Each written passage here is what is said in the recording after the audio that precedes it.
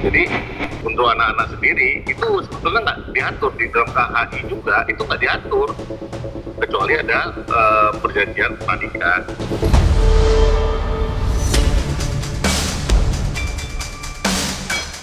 Kalau tidak ada, itu celah hukumnya di situ. Itu yang diambil sama si Inara.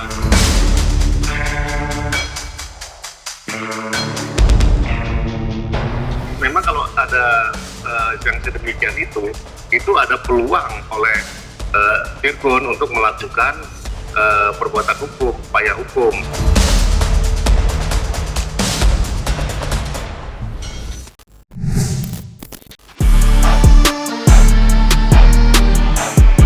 Belum lama ini, penikmat panggung hiburan tanah air telah berhasil digemparkan dengan sederet pesan tegas yang dibagikan oleh Virgon. Pasalnya, pria yang dikenal lewat karya-karyanya sebagai vokalis band Last Child itu telah menguak fakta baru soal beberapa aset dari harta bersamanya dengan sang istri, Inara Rusli. Di mana Virgon menduga sang mantan istri telah menggadaikan beberapa aset harta bersama tanpa sepengetahuannya dan untuk alasan yang belum diketahui. Sontak saja, unggahan itu berbuntut panjang. Spekulasi hukum pun semakin bergulir liar di kalangan masyarakat. Dan terkait hal tersebut, Advokat Herdian Saksono memberikan pandangan tersendiri. Yang mana, kunci dari persoalan ini adalah perjanjian pranikah. Lantas, seberapa krusial perjanjian pranikah dalam perkara ini? Dan seperti apa jadinya bila dalam pernikahan Virgon dan Inara tidak terdapat perjanjian pranikah?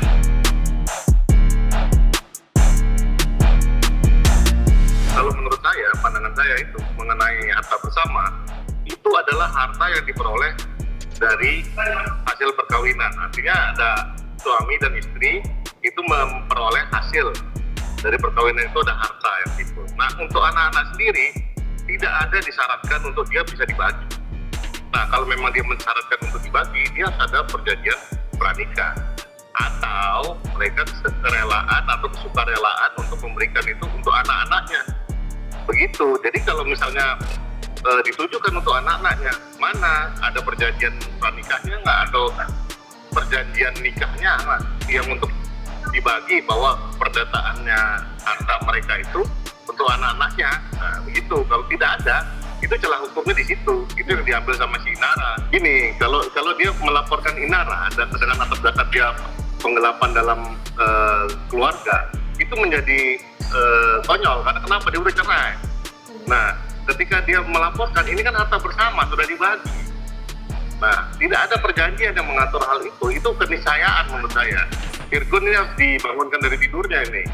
Karena apapun yang dia mau buktikan, itu sudah dibuktikan di pengadilan agama bahwa itu harta bersama. Apalagi yang mau dikejar, kan gitu. Rumah-rumah dia nyari, beli sekian, ya kan? Tapi kan itu dia nggak mau kan, biar anak-anaknya tenang. Ya udahlah, kalian tinggal di situ, aku yang ngalah. Anak gue juga keluar dari rumah cuman sama dompet sama sendal. Yang jelas, karena cuma atas nama, siapapun dinamakan istri atau dinamakan suami, kalau namanya harta bersama, itu dibagi dua. Siapapun yang memperoleh harta itu, tapi ketika di dalam lembaga perkawinan itu tidak ada perjanjian pranikah atau perjanjian nikah, itu harta bersamanya adalah harta yang mereka peroleh dari istri maupun suami. Lebih lanjut, Herdian Saksono pun memberikan penjelasan lebih detail terkait potensi hukum yang ada bila mana pernikahan Inara dan Virgon disertai perjanjian pranikah. Lantas, apa jadinya bila ternyata pernikahan Virgon dan Inara yang telah tandas tahun 2023 silam itu disertai perjanjian pranikah yang berkekuatan hukum? Mungkinkah hal itu bisa menjadi pegangan untuk Virgon untuk menempuh langkah hukum? Memang kalau ada yang sedemikian itu ada peluang oleh Virgon untuk melakukan perbuatan hukum, upaya hukum, ya, dengan melaporkan bahwa si Inara ini tidak melakukan perintah pengadilan. Nah, itu yang harus dikejar di situ. Kalau yang jelas itu, kalau namanya melawan perintah pengadilan, dia bisa digugat dengan perbuatan melawan hukum atau ketika mengingkari putusan pengadilan, ketika dia memang menggelapkan barang yang merupakan anak-anaknya ketika udah cukup umur, dia bisa melaporkan hal tersebut. Kalau memang peruntukannya itu untuk anak-anaknya. Nah, dalam hal ini, yang ketika menjadi rancu itu, ketika pembagian itu nggak final gitu loh.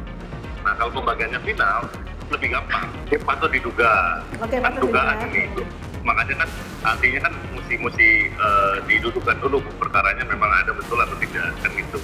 Nah, tapi kalau memang hipotesisnya dia melakukan hal tersebut, artinya patut diduga dia melakukan pelanggaran pidana. Saya nggak mau menghakimi orang, siapapun saya nggak mau menghakimi. Tapi apa yang kita perbuat itu yang kita tanam, itu yang kita petik. Jangan langsung meninggikan hati. Coba rendahkan hati, siapapun kita, setop apapun kita, seterkenal apapun, siapapun yang memuji kita, rendahkan hati coba, ya kan? Yang di atas kan melihat. Tegas, Herdian Saksono menerangkan implikasi hukum yang akan datang menyapa bila mana ternyata perjanjian pranikah sudah dibuat sebelum Virgon menyebut ijab kabul.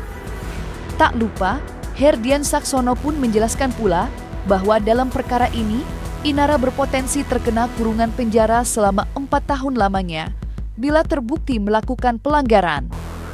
Lantas, seperti apa penjelasan detail Herdian Saksono terkait potensi hukuman yang menanti Inara bila terbukti bersalah?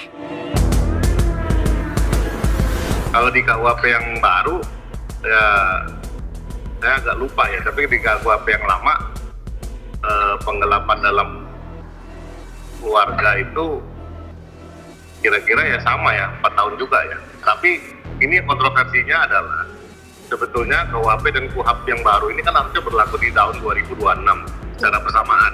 Nah, makanya ini jadi debatable ini. Ini mau dijalankan yang mana? Kan gitu. Karena ini transisi dari KUHAP dan KUHP yang lama ke KUHP yang baru dan KUHAP yang baru. Jadi untuk penerapan hukum sendiri, para penegak hukum lagi mencoba ya mencari jalan lah, karena memang PPPP atau peraturan pemerintah atau peraturan pelaksanaan dari KUHAP itu sendiri belum clear gitu loh. Ada pasal-pasal yang belum clear. Makanya problematiknya ini akan kentara sebentar lagi. Dalam kesempatan yang sama, Herdian Saksono sempat pula memberikan penjelasan soal perkara harta bonogini pernikahan Inara Rusli dan Virgon yang kembali memanas 2 tahun pasca dinyatakan resmi bercerai. Seperti diketahui, hasil perceraian itu menetapkan bahwa aset harta bersama yang sudah terkumpul selama mereka menikah akan diberikan kepada anak-anak bila mereka telah menginjak usia 21 tahun. Lantas, seperti apa pandangan hukum Herdian Saksono soal perjanjian itu? Benarkah perjanjian serupa sejatinya tidak diatur dalam hukum Indonesia? Jadi untuk anak-anak sendiri itu sebetulnya nggak diatur di dalam KHI juga, itu nggak diatur kecuali ada perjanjian pranikah. Itu. Ini masalahnya ya, yang jelas mereka itu tidak ada perjanjian pranikah, ya kan? Yang kedua, ini merupakan harta bersama alias harta gonogini. Jadi untuk anak sendiri, itu sebetulnya kalau tidak diatur secara tegas, itu adalah harta bersama. Mereka bagi dua, atau dimasukkan dalam gugatan gonogini dibagi, gitu loh. Makanya saya juga bingung dengan sistematika yang diinginkan oleh mereka berdua ini. Harusnya dibagi habis, karena di Indonesia itu menganut sistem yang dibagi habis. Saya pun nggak pernah bertanya, karena itu bukan lagi, it's not my business. Itu bukan urusan saya lagi, itu bukan ini saya lagi, itu adalah kehendak privilnya dia. Karena memang negara Indonesia ini ya setengah ikut welfare state, setengah ikut ya hukum suka-suka sendiri. Karena memang kesulitannya itu adalah mereka berdasarkan kesukarelaan, bukan dipaksa oleh negara. Karena tidak ada kewajiban untuk masing-masing keperdataan untuk mencukupi sejumlah uang atau sejumlah angka ketika ingin menikah, atau ada tabungan berapa ketika ingin menikah. Di Indonesia itu menikah itu gratis-gratis aja, nggak punya duit pun boleh nikah. ada nikah massalnya. Jadi logikanya berpikir orang Indonesia itu antara dogma agama dengan keperdataan welfare state itu nggak ketemu. Nah, konsep ini ketika jadi ada dispute jadi masalah besar. Ini terbukti untuk publik aja ya, yang public figure kayak Virgon aja masalah karena yang dia inginkan untuk anaknya, tapi permasalahannya dia kan nggak ngasih tunjangan, nggak ada alimony kalau bahasa di common law-nya itu alimony, tunjangan cerai. Nah, kalau di Indonesia nggak ada itu. Jadi ketika udah cerai ya sudah, ketika nikah juga nggak ada kewajiban. Jadi benar-benar free fall semua di sini, begitu. Di lain sisi, Virgon sendiri dikabarkan akan kembali berupaya untuk memperjuangkan hak asuh anak. Seperti diketahui, hak asuh anak mereka sejatinya resmi jatuh ke tangan Inara.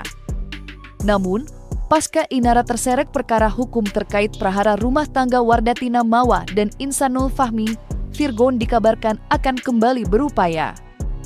Lantas, seberapa besarkah kemungkinan Virgon untuk membalikkan keadaan? Kalau hak asuh itu bisa diambil ketika memang istrinya itu dalam jeratan hukum, istrinya tidak cakap mengasuh anak-anaknya, istrinya atau istrinya orang yang sangat-sangat boros yang tidak bisa diandalkan untuk mengasuh anak-anaknya. Nah, atau dalam keadaan sakit.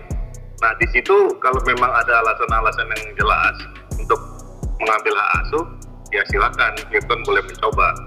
Akan tetapi biasanya kalau hakim-hakim itu melihat sesuatu yang nggak terang benderang, contohnya masih debatable lah bahwa si Inara yang sering dituduhkan yang tadi saya sebutkan, nah, itu kemungkinan besar kalau mereka ini di bawah 12 tahun, kecil kemungkinannya akan dimenangkan oleh Virgon.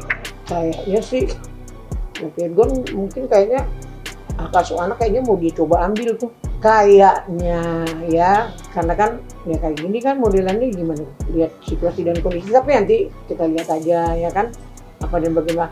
Mudah-mudahan dulu kan dia berani keluar dari rumah itu, dia kasih tempat itu biar anak-anak nyaman, ada mamahnya di situ. Terus juga kita bisa juga boleh datang lihat kan gitu. Nah, kalau sekarang kayaknya anakku gimana ya, ntar ya gue bawa dulu anak-anak kan gitu kan, karena lu lagi ada urusan, tertunggu keluar dulu urusannya apa bagaimana. Ya, kalau untuk Virgon yang jelas, kalau dia memang mengutamakan anaknya, dia harus berjuang terus. Artinya, jangan sampai yang harus diperuntukkan anaknya, tapi nggak ada, udah lenyap, kan gitu. Itu mesti diperhatikan. Nah, tapi kalau untuk yang Inara, kalau dia memang menjual atau menggadaikan itu untuk anaknya, ya artinya, ya ini kan untuk kepentingan anak. Ya saya rasa mesti diomongin baik-baik lah, karena mereka pernah jadi suami istri sebelumnya. Terlepas dari itu semua, Inara Rusli sebenarnya juga telah menempuh langkah hukum, di mana ibu 3 anak itu membuat laporan dugaan akses ilegal terhadap pihak yang belum diketahui terkait dengan rekaman CCTV kediamannya yang digadang-gadang dijadikan barang bukti dalam laporan Mawa. Perkara itu sejatinya sempat menyeret nama Virgon. Publik menduga laporan itu diarahkan pada Virgon. Pasalnya, publik menduga Virgon lah yang memberikan rekaman itu kepada Mawa. Namun, spekulasi liar berakhir begitu saja, usai dibantah oleh pihak Mawa. Klien kami telah membuat laporan polisi ya di Mabes Polri terkait dugaan illegal access ya pada tanggal 26 November 2025. Mungkin rekan-rekan bisa melihat. Oke? Kan saya udah bilang, makanya jangan sujon ya kan. Kenapa aku bilang kayak gitu? Sekarang orang hacker aja banyak ya, ini juga banyak, segala macam banyak. Jangan kaitkan anak saya di situ. Karena anak saya mengetahui setelah diupload, baru anak saya ambil anaknya. Jadi bukan sebelum diupload terus ambilin ini. Dari situ aja kan udah kelihatan gitu loh. Nggak ada, anak saya nggak Ya jangan sujon lah. Nanti kan tim yang paling berkompeten kan ini lebih paham, lebih ngerti. Ada fakta juga, Sabtu 22 November klien kami kaget bahwa ada CCTV yang beredar di mana CCTV itu ada di rumah pribadi klien kami yang hanya bisa diakses oleh klien kami, ya. Pada kesimpulannya, klien kami tidak pernah ingin dekat dengan saudara Insan ataupun masuk ke dalam keluarga dari saudara Insan dan saudari Mawar. Kita menduga ya, siapa tahu ada skenario yang memang menjatuhkan klien kami untuk membawa si Insan ini berkenalan dengan klien kami. Tuding-tuding aja, nanti kan ada yang berkompeten kan akan melihat tuding-tuding. Ya kan, emang saya aja salut loh dengar istri saya tuh menahan diri sampai data ada semuanya. Berarti kan dia berjuang gitu, ya kan? Atau dari siapa? Ya, ada lagi yang saya dengar. Ini maaf ya, saya cuma mendengar ya. Abangnya si ibu tersebut angkatan. Ya jadi banyak aneh-aneh dia pokoknya ini. Ya itu terserah dia mau ngomong A, ngomong B, ngomong C, illegal akses ilegal, serah dibolak-balik pun nggak apa-apa. Yang jelas itu bukan anak saya. Dan saya tahu banget.